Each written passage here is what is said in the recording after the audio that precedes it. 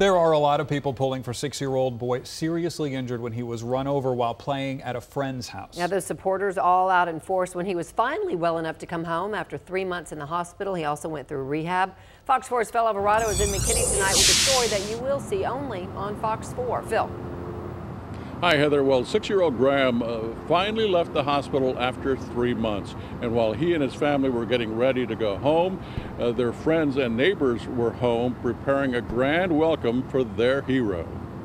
This has been a pretty long road, but we really appreciate everyone that's helped out. It's a welcome home celebration worthy of a superhero. What we've got to start doing is lining the street. And one is about to arrive.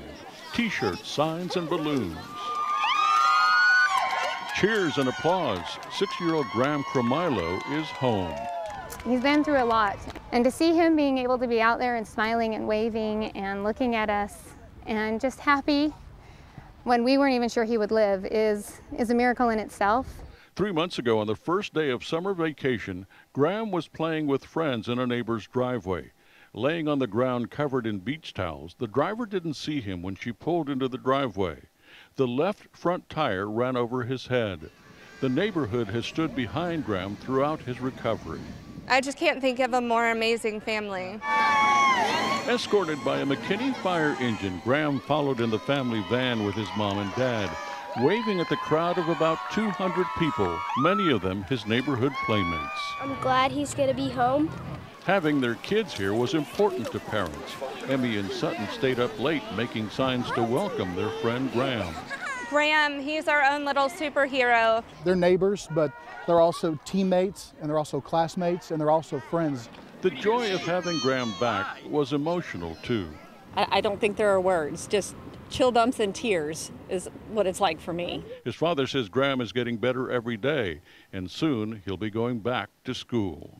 And it's an answer to many of our prayers, and the emotions are just, I don't even know that we could put to words how happy and excited we are to have him back around us.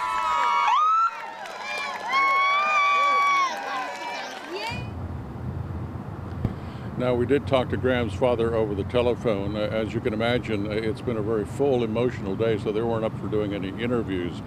But his father tells us that he's doing well. He's recovering, and he'll start school again a week from Monday.